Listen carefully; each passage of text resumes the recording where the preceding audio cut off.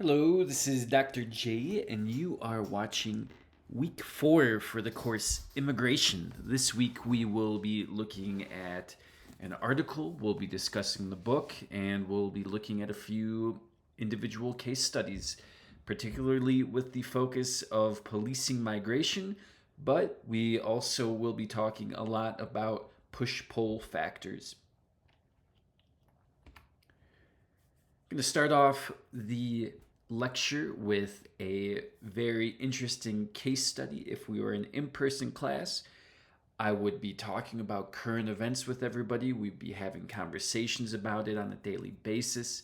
And we don't have that opportunity being an online video first lecture. So, one of the contemporary issues that has really gotten me interested in the subject of immigration is the large number of fake ICE agents that have emerged since the start of the Trump administration. Donald Trump, the President of the United States, has promised to crack down on the southern border as well as reducing all forms of immigration and migration from other parts of the world unless they are from very desirable first world countries.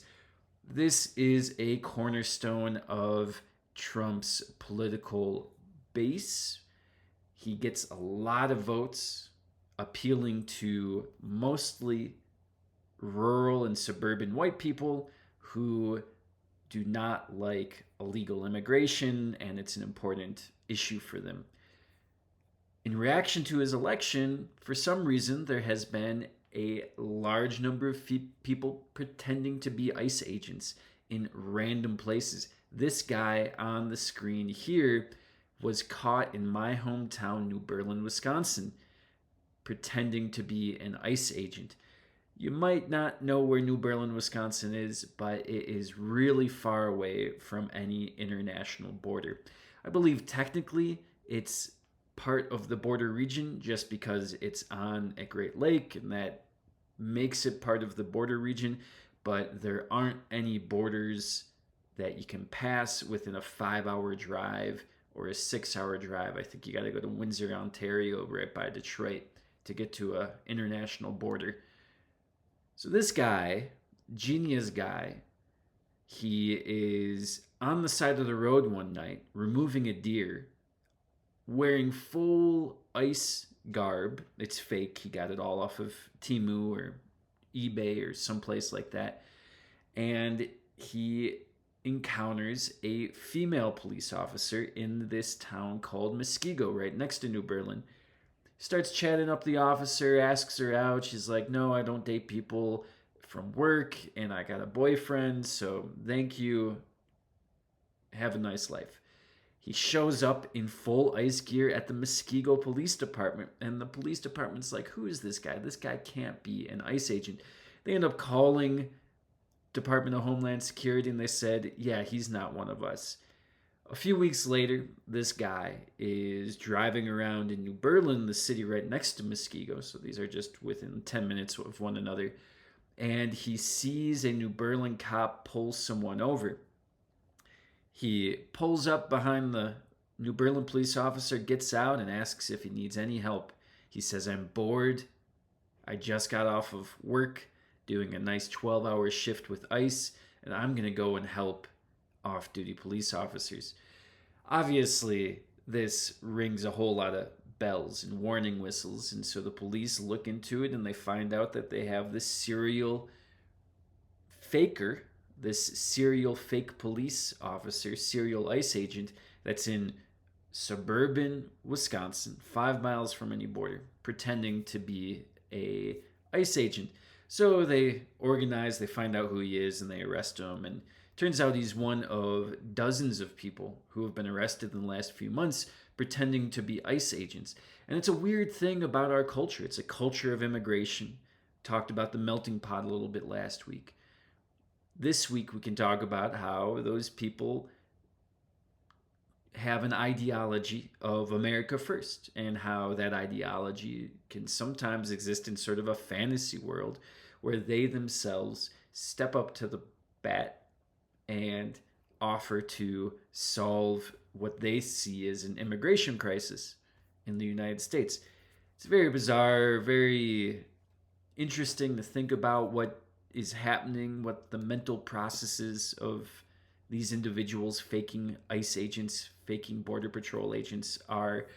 It's really interesting to think of the culture of police and the culture of immigration police and the anti immigrant culture and how that has a broader impact on our society. This guy here is just one of many really interesting people who are anti immigrant, and that is what their whole livelihood is about. Read an article, and I'll be breaking down this week's lecture based off this article. This is just a screenshot from my PDF reader. Everyone should be reading and noting in a very similar way. I'll be showing you later on in the lecture some of my handwritten notes. They're a lot less easy to decipher than these highlighter marks that I put, the digital highlighter marks that I put on the PDF that I read. So, comparing push and pull factors affecting migration by Maruiz Urbinsky highlighted some important aspects that are just right here in the abstract. This is a push-pull factor comparing Poland and Romania, not necessarily the number one border that most people think about when they think about immigration crisis or immigration challenges. So that's very interesting. They're Eastern European neighbors. Looking at the overall as well as the individual motivations for migration activities. So what's causing broader crisis or broader movements of migration, as well as what is inspiring individuals to migrate. The data was collected primarily through surveys, as many as 600 surveys, a little less than 600 surveys of migrants in both Poland and Romania. The findings found that, at least in this context, that the greatest influence was economic, but there was also some political and social factors. But Romania and Poland, they are distinct in terms of their language and their country's history and aspects of their culture, but they are relatively similar neighbors, and they have similar types of European racial identities as well. So this is a really interesting conversation to have. It's not the wealthiest two countries in Europe either, so there is some impetus to migrate out of both Poland and Romania. There's some impetus to stay in. We'll be talking about that and looking at what the author Urbinsky had to say. So Poland and Romania got a little cut off here. This is supposed to be Poland and Romania. You can see that they are separated. There is Ukraine right in between the two. We can see that there is Belarus, there is Austria next to Poland, Germany is next to Poland, and then if we would compare it to Romania, we're looking at places like the Czech Republic and Ukraine as well, and a number of different other smaller southeastern European countries, but no major power like Poland has Germany and the Scandinavian countries to the north. So Romania is a little bit different of a country and some of the factors, but the author, as well as two articles that I'll be citing, have some insight into how they could possibly be unique in other ways as well. So in 2012, according to the Urbinsky article, the Gallup survey estimated that there were an approximated 640 million individuals willing to migrate to other countries. So Urbinsky is arguing that there are push-pull factors for each one of those 640 million individuals, and we should try to understand this. And this is just an image that I took off the screen, but looking at different push-pull factors for why people migrate or look towards other countries. So some push factors that we can see people want to leave because of poverty, economic issues. You can see that they want to leave because of fear, political repression, disaster, environmental crisis, or just simply unemployment, which is related to poverty. And then pull factors, what makes individuals want to move to a specific country. That country is often considered to be safer. There is the general perception of greater economic, political, and social opportunity. There is stability, not just with environmental crisis like we had in that push factor, but also with political stability. Political stability is an excellent measure of quality of life. And then just freedom in general, greater forms of political expression and social expression, greater individuality tends to be a pull factor for many migrants looking for a society that's going to be accepting them and not trying to force them into schemes of corruption or political silence. One of the articles that we can look at to talk about Poland's particular experience with changing population was published by Politico. See that Poland used to be one of the world's most ethnically homogenous countries.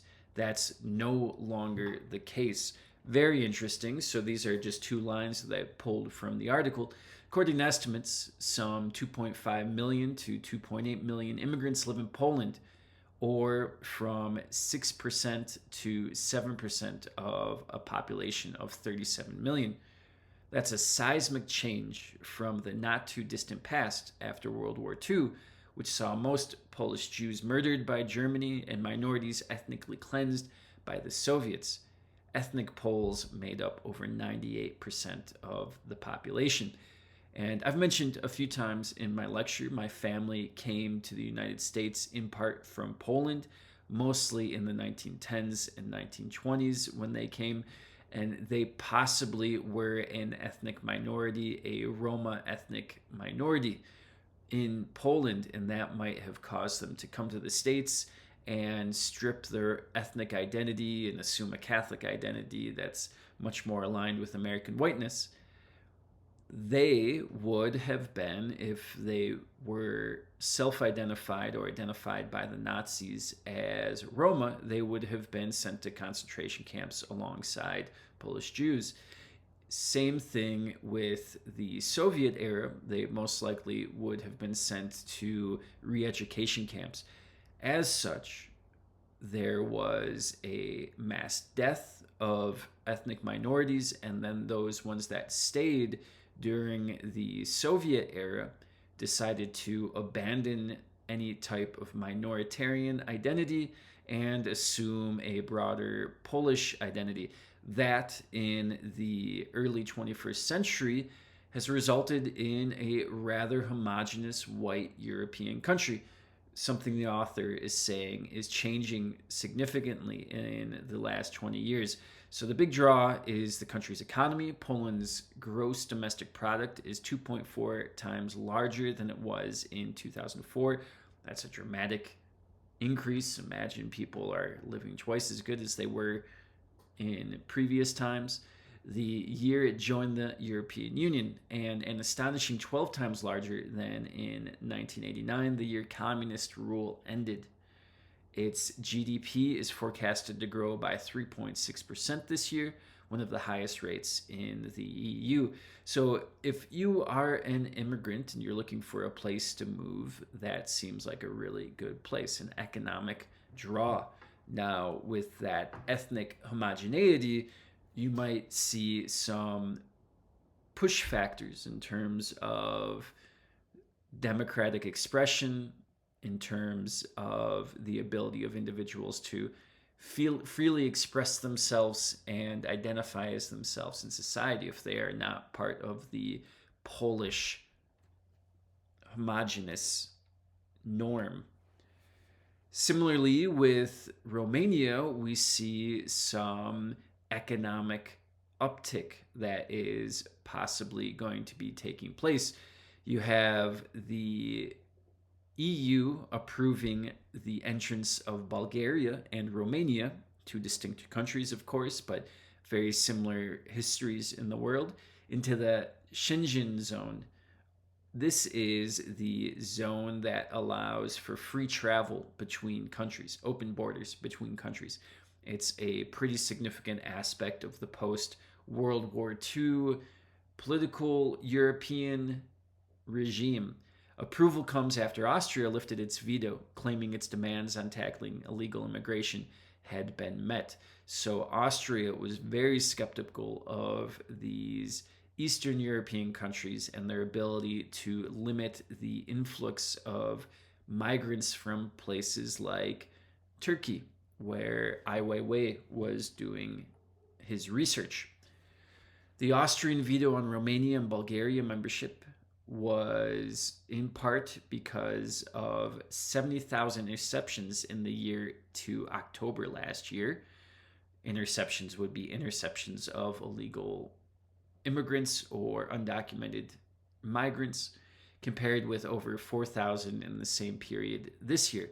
So that shows that Romania and Bulgaria were centers for undocumented migration, and as a means to get into the Schengen zone, they cracked down on that illegal immigration. Created in 1985, the Schengen zone now comprises 29 members. 25 of the 27 are European Union member states, plus Switzerland, Norway, Iceland, and Liechtenstein. Those are some very wealthy countries that Romania and Bulgaria just entered league with.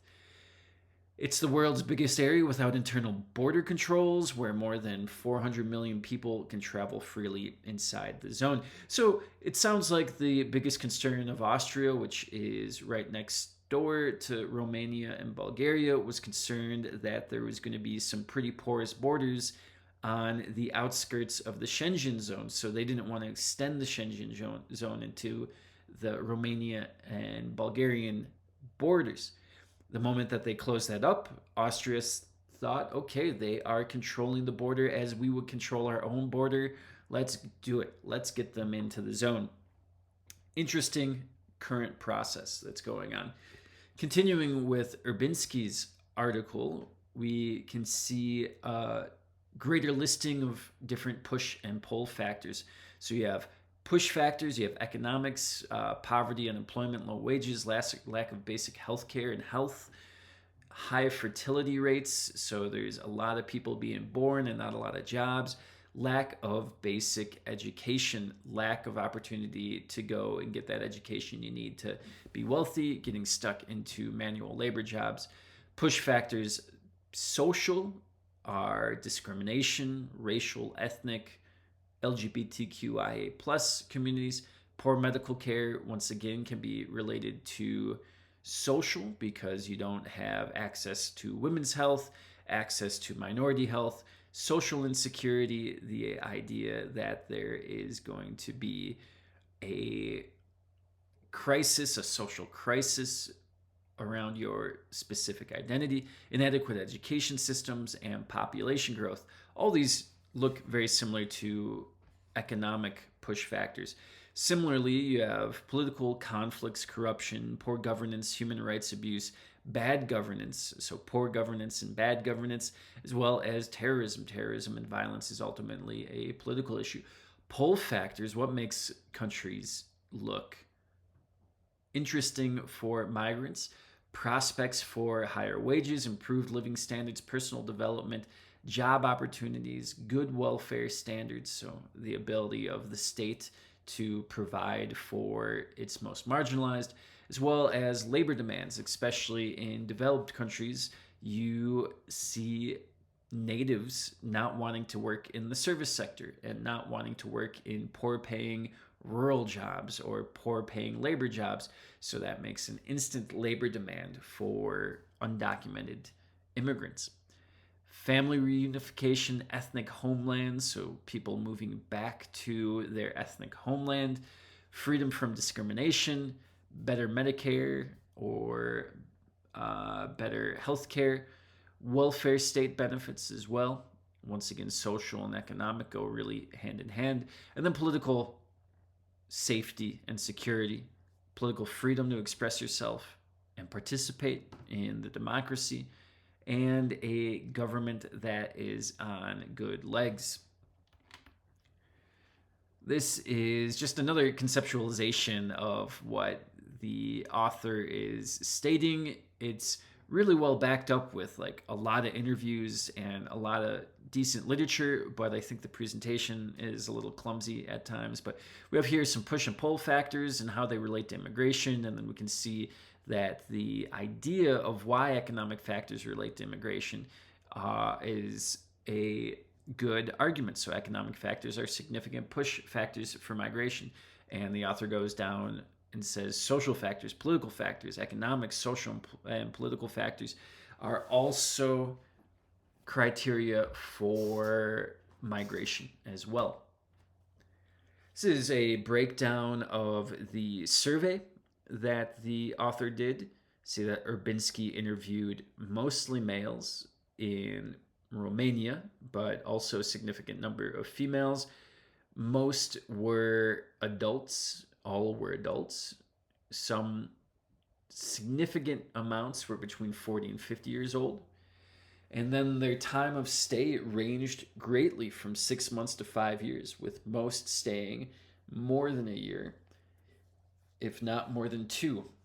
And then their document status, there were significant numbers of individuals on tourist visas, but you have also a significant number of individuals with permanent residency that are employed or that are studying.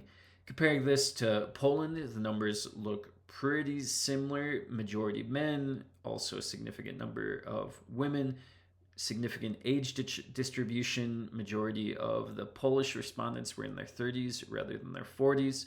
The time of stay looks a little bit longer than it does with the Romanian respondents.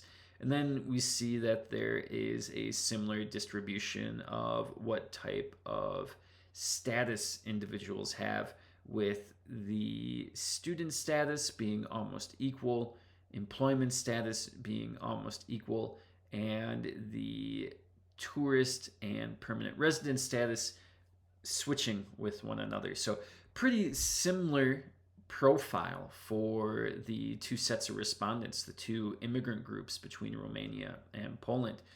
What's Urbinsky's conclusion? The study established that economic factors are the major factors that influence migration. Once again, presentation's a little difficult, including limited job opportunities, and especially among those with skills in developing countries in the hope of finding better jobs and better life in the foreign countries. Therefore, these are the factors that should be addressed in the effort to reduce migration. So I'm not exactly sure what Urbinsky's angle is here, being for or against migration, but definitely always good to have a hypothesis. We have those hypotheses proven that economic factors are important, and then we have in the conclusion how we can use this knowledge to achieve a political change, whether you agree with that political change or not. Looking closer at human flow, I thought it would be interesting to look at some of the maps that were involved. So these are maps of different refugee camps in red, other accommodations in blue. Often what you see, particularly in Lebanon, you see this generational type of refugee camp. So it loses its status as a refugee camp and it enters into some type of alternative informal gray zone. You can also see that host families in places like Jordan and Iraq are very significant for Syrian refugees. But if you are a Syrian refugee and you don't stay in Lebanon or southern Turkey, you're not going to have many opportunities in other places unless you have a family member that is going to be calling you. So this is part of the situation that Ai Weiwei is trying to understand. Also, looking at Lesvos or Lesbos, a very famous historical mythological island in Greece. This is Greece. If you've never seen a map of Greece, just look at all those islands, look at all those countries nearby. This is the Mediterranean, so the sea can get rough, but it's a rather calm sea when compared to possibly the Atlantic or the Pacific. Can see that it would probably be very difficult to patrol. And then the moment that you set foot on Lesvos from Turkey and you are an undocumented immigrant, you have that ability to claim asylum in those countries. And Bulgaria, Romania, and Poland are all talking about reducing the ability of individuals to claim asylum. And we can have Bulgaria right there, right next to Greece, and we can see how porous possibly that Turkish border might be, leading to Bulgaria, and then right there on the doorstep of Austria, right? So we have all these different types of concerns. Lesvos, we see a lot. It was a big focus in 2016 because you would have these unchecked border crossings, but you can see that there's still a good 50, 60-mile gap between even the most narrow parts between the mainland and the island. So it can be very tumultuous. Some of the people speaking in the book, and we'll look at this really closely, state that one of the biggest issues is not one boat but two boats. So there was just waves and waves of boats coming. Sometimes there would be multiple boats cram-packed with 60, 70 people going across the ocean. If they went at night, which was easier for them to get across at night because it's harder to see them, they could also encounter bad storms, and things could go bad. And there was a lot of photography of dead migrants washing up on the shores of different places in Europe over the course of 2015, 2016. And those images were just devastating for the whole process, the whole scenario. Individuals were calling attention to some of the most egregious human rights violations that were taking place during this crossing. So Lesvos, it's spelled with a V in Ai Weiwei's book. This is a picture of one of the refugee camps in Lesvos, and these are mostly temporary. You see that there's this effort to just sort of push people along. In the Greek context, people want to keep on going. According to a lot of the people that are being interviewed in Ai Weiwei's work, we see that they get to Greece. It's sort of like a checkpoint, and then you go to mainland Greece, and then you keep on trying to get across the border at Macedonia or Bulgaria or any other place that you can, Croatia. Here's an example of also one of the key borders we're going to be reading or just talking about briefly. One of the military commanders from Hungary talking about this border. See that they're right next to Romania. See that they're right next door to Austria. Serbia became a pass-through point. Right there at the bottom, you have Macedonia. So right to the south of Macedonia, you have Greece. People pass through Macedonia, Bulgaria, get to Serbia, and then they pass through Serbia and try to get to Hungary, and Hungary was not having it. Hungary had some pretty closed borders. You can see that checkpoint there, or those sort of inflection point that you can see, is pretty narrow relatively, so somewhat easy to patrol.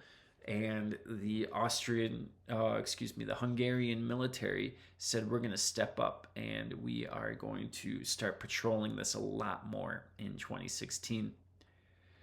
Also had Calais, which is right across the English Channel from England, and it is also the exit point from mainland Europe to England for the Channel, or for the underground rail that connects England and France. It's also a place where you see a lot of different migrants. There's a story in the book of people trying to go through the channel, but it's underwater. There's not oxygen. The trains go like 200 miles an hour, so they can just literally, if you're even with oxygen, they can knock you over just from their wind gusts going through this tunnel and the suction that's created. And there's been riots. There's some huge refugee camps in Calais as well. It's sort of where all of the undocumented immigrants get funneled to, and then they just sort of get planted there, and the conditions can be inhumane. There's gangs, there's an illicit economy, there's what seems like very abusive police. There is a lot of young unemployed men from all over the country and all over the world, and it is always a hot flashpoint. Every 5 years, there's something that happens in Calais. So we see some in Ai Weiwei's book, we see some interviews from there as well. I think one of the more notable ones was from a younger person who wasn't one of these sort of young men going and rioting and throwing rocks, but rather just someone trying to get to England. So this brings me to Ai Weiwei's book, Human Flow. We've been reading this. You should be about 200 to 300 pages in by now. It is a lot of short stories, a lot of short interviews, some more interesting than others, but I think most are pretty interesting. And I'm going to focus just on the police. But if we go through and look at Ai Weiwei's book and sort of have an image here, you can see my handwriting on the screen. I couldn't really get it so my camera could adequately focus on the page, so I just took a picture. I'm going to try to resolve that, but this is first taking screenshots with my phone and presenting them here. But you can see how I write. I would definitely encourage everybody to have a physical copy of this book, all the books in the course. It's always great to just write in that. It's your book for the rest of life. It's better than a textbook too. I normally try not to assign things that are inherently boring, even though you might not like them. So what you can see, what I did here, I just broke down how many categories I have. 6 categories here. I just went through the list. This is something that I don't always do because this book is very unique, but I was like, oh, how am I going to organize my thoughts for this book? So what I did was I just sort of came up with this basic code of what the person is and who they represent. So you have R for refugee, you have P for politician, you have AB for administrator or bureaucrat. I include police in this bureaucrat aspect, someone who works for the government. You have a lot of medical people that get interviewed. You have people that work with non-governmental organizations or NGOs that advocate and provide aid to refugees. And then you have journalists or artists. I sort of bunch them in together, and sometimes artists call themselves journalists and vice versa, and it's sort of weird, but I have a code for that. It's pretty evenly distributed. I didn't run the numbers. There's several dozen interviews going on, over 50 interviews, of course. Starting off right off the bat with someone who is managing a refugee camp in a Air Force base in Germany. So I got AB there. And then, oh, sorry, I couldn't go back there. Got some refugees. And then here in Lesbos, we have someone from the UNHCR. They are responsible with the United Nations. They are responsible for a lot of government activities in refugee communities because normally states try to abandon their responsibility to refugees. We see that time and again. Go to the next country, or we're not going to give you permanent residency, or you're going to be informal. And so one of the only governing bodies is this sort of weak UN governing body that can go and occupy those gray zones where it's not exactly sure where someone belongs. have a lot of politicians that get spoken with. Most of the politicians seem a little bit frustrated, a little bit worn down by the crisis. Everybody seems worn down by the crisis, but you can tell these politicians are disdaining the migrants and anyone coming new because they're probably hearing it all days. Oh, these migrants are doing XYZ. Migrants don't vote, of course, so these politicians have no obligation in any practical sense to support migrants as well. Migrants don't vote, so they're not going to vote for these politicians. You have some medical people here. I included the funeral director in that idea. We have some NGOs. Those are non-governmental organizations. I have one here, NGOs and medical, which this is Doctors Without Borders, and they get interviewed a few times in the book. You got Sea-Watch. They are almost like a policing organization, but they are an NGO that is just going and helping immigrants pass the sea. You have here, I can go through and just sort of outline every single one of these individuals. I'm not going to do that. Won't waste your time doing that. But you can see that there's some, just looking at general patterns, I can see some that are listed as politicians, NGOs, and administrators and bureaucrats. And that's specifically the high-level people that are part of the UN High Commission for Refugees, which gets interviewed a whole lot in this book, UNHCR. And then you can see here the activity that I am going to have you do today or this week is to write a discussion specifically about the push-pull factors and how they apply to the police that are interviewed in the first 200 pages of Human Flow. And I have stars just next to these police individuals, and I'm going to go over those with you today. But you can imagine that there's going to be similar types of questions in the future. So looking here, just starting off with page, which page is this? This is going to be, I'm going to find this page. You're going to hear me sorting through my book here. I have it all. You have photo proof there that I've read it already, I promise, but I just have to manage this here. So if you go to page 58 to Nikos Golias, who is the first police officer that we're going to be looking at today. And on this, you can sort of follow along on my little handwriting here. You can see that sometimes I do a lot of notes, sometimes I don't. On page 58 and 59, I got a whole bunch of notes. On page 60, I got one little note that says salary. We'll talk about why I noted that down. But just looking at this paragraph, we can sort of outline, or these several paragraphs, this conversation, right? It's written as mostly an edited transcript of an interview, and it's pretty straightforward. There's not a lot of reading between the lines, but rather what we can just see are people describing point blankly what they believe. So this Hellenic Coast Guard, Hellenic is another way to say Greek. This is one of those guys out in Lesbos that is trying to wrangle up some people passing on their boats illegally.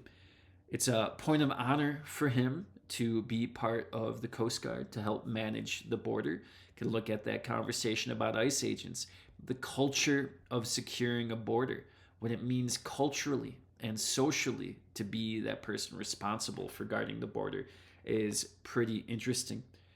Nonetheless, though, I don't think we see any push or pull factors quite yet in that first paragraph.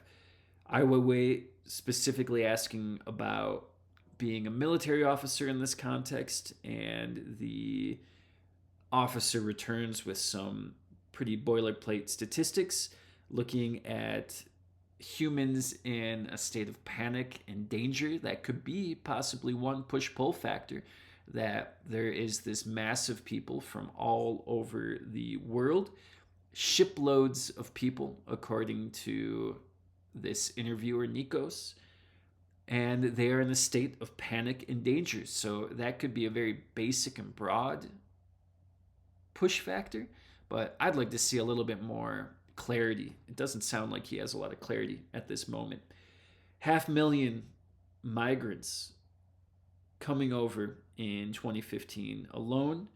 And then you see on the part of the officers, there's a lack of training concerning the sea. You see this big issue with safety at the sea and human errors causing death, premature death.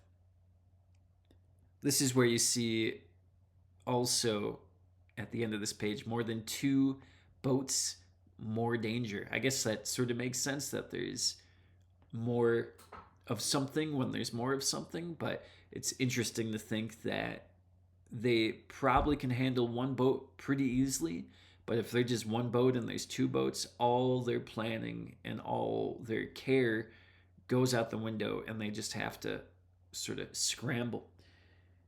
You can see that's a procedure that they're worried about. Once again, not really a whole lot about push or pull factors, but you see that the police officer is just trying to sort of maintain order, which is a very interesting personal prerogative. If you go down to the last full paragraph in 59, you see that the police officer also identifies with refugees, saying that his grandparents were also refugees in the 1920s. That, I think, is really interesting, but once again, there's not a lot of push or pull factor there. But at the end of that paragraph, he states that the local community shows compassion.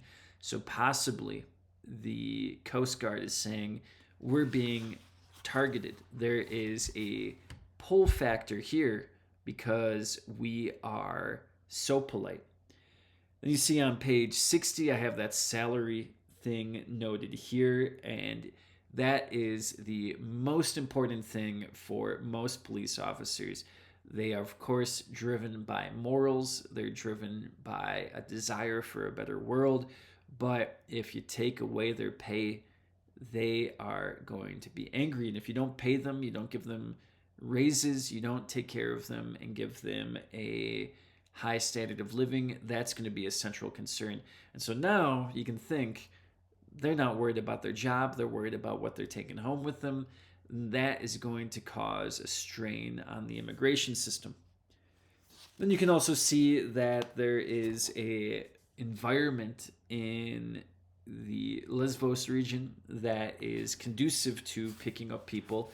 The last part of the interview is in part describing the civilians that step up and participate in the saving of these immigrants. Okay, let's go to the next one. The next one is going to be, I have a little out of order there, but we have on page 63, just right there. Oh, sorry, it's not 63, it's 83. 83, here we go. So if you go to 81, actually, if you go to 81, let's see if I got 81 on the screen. We got to find this here. All right, I don't have 81. Do I got 81? There is 81 on the screen. So here we have the Unité SGP Police, the border police outside of Calais. And this is, once again, a police officer. He's a union rep, which is a very particular type of police officer. They tend to be the loudest and the most demanding of police officers. They tend to be the police officers that will defend other police officers, even when it's pretty clear that an abuse took place. And they're the ones that are going to be constantly calling attention to those working conditions that were talked about with Nikos. So this is sort of an interesting guy. You can imagine he's going to have a pretty intense experience, not only because he's a professional police officer, border guard, but also the fact that he represents all other of his colleagues. So he's in immigration police. You can see he's protecting people from themselves. That's something he talks about a lot, that people often come in, but I don't see any push or pull factors here necessarily. You can see that there's many squads of individuals. There's violence that gets propagated in this refugee camp. Can see he considers these individuals in a jungle almost, which is sort of a semi-racist way. Rocks and firebombs getting thrown. So here we don't see really a whole lot of conversation about what is a push or a pull factor. It's just that there's sort of these individuals that are causing trouble at the refugee camp. It's a problem for the country and we got to solve it. It's a problem for the policemen. We got to solve it. On page 82, you see a little bit more blame. Let's see, do I got 82 here? I don't have 82, I got 84. Okay, I got several 84. I must have messed this up. But on 82, you see in the first full paragraph that the border guard, the French person working at Calais, blames the UK. So possibly there's sort of an indirect push-pull factor happening because another country is creating a vacuum and contributing. You also see that Brexit, once again, sort of throwing blame at this other country, that one of the push-pull factors is England, and that's having sort of these ramifications in France, sort of an interesting way to think about it. You have smugglers, which are also possibly a pull factor.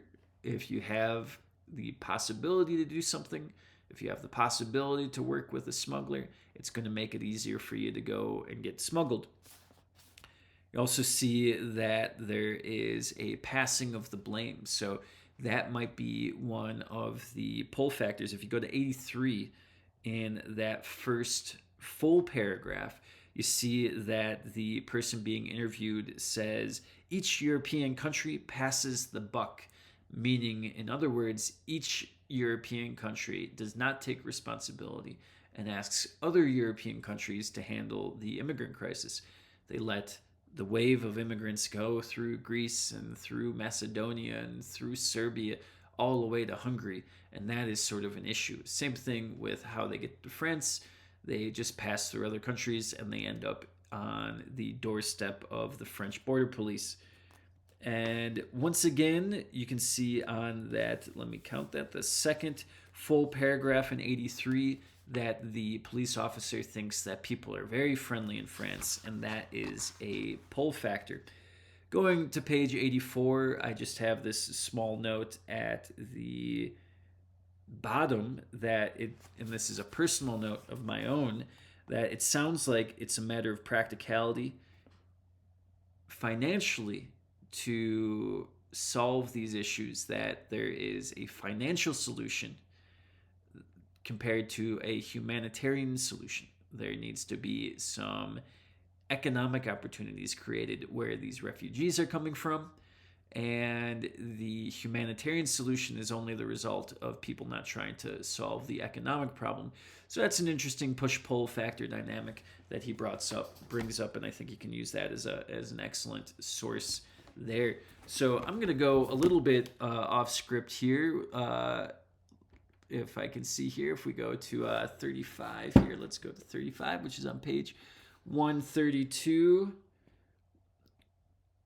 And I apologize for this. I thought I was pretty well prepared, but we can get back to the other ones. We have the Tibor Benko, the Hungarian Armed Forces commander. And we have this sort of off-script conversation right at the beginning of the interview about Easter. If I was doing a film about this story, I probably would have shown this interview and the informal Easter conversation that was happening. And it's really interesting. It goes from this very like sort of snappy, punctual, charismatic politician type to someone who's reading a boilerplate statement and blaming the migrant crisis on migrants. And at the very end, you see that there is a similar discussion by the police.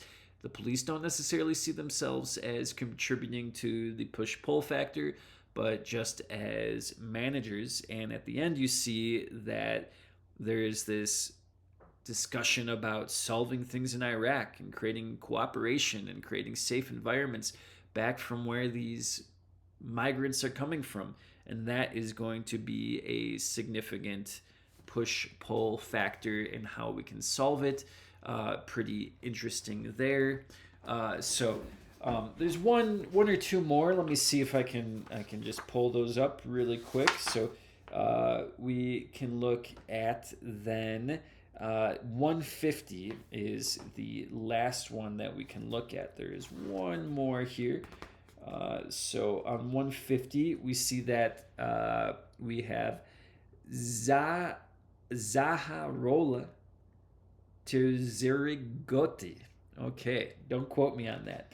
And this is also has a very similar dynamic to the previous one. It's a little bit less formal. It's just a police officer getting interviewed.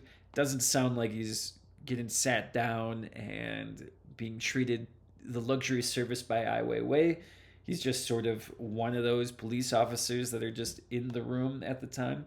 It's rather informal. We see just the very basic dynamics of who's coming in and who's coming out.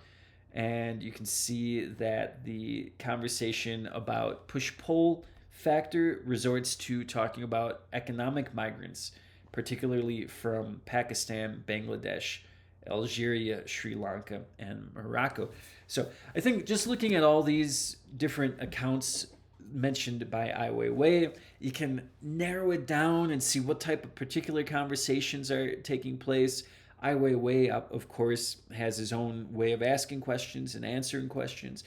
He interacts with police in a very specific way that we can see talking about migrants. He seems like he's relatively unjudgmental towards the police, but nonetheless, he sees them as being important for the conversation at hand.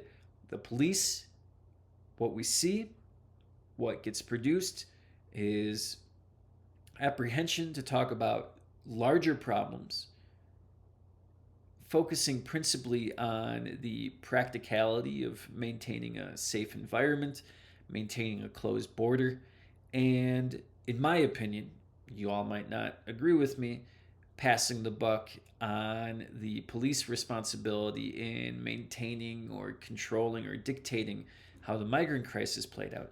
The police and policing procedures and the idea of the border and policing the border are all things that police should claim a lot of responsibility for defining the processes, the tactics, the strategies in protecting the border. Nonetheless, what you see is some complaints about migrants and then passing the buck themselves to economic factors in other countries. So it's sort of interesting. I don't know. Maybe you'd understand it or you discuss it a little bit differently, but we can ask ourselves just some basic questions as we try to respond to that question about how do police see the migrant crisis? What are the push-pull factors? How does cultural, historical, and political relatively shape immigration debates? This is something that we can pull out from other parts of the course. And does the melting pot have a push or pull factor? Are we reading in France and in Hungary and in Greece, are we reading about the melting pot, or are people just talking about the melting pot? And are they using the shield of democracy to not include more people in their own democracy? Let's have an ethnic minority. Let's limit the amount of migration because our melting pot is full.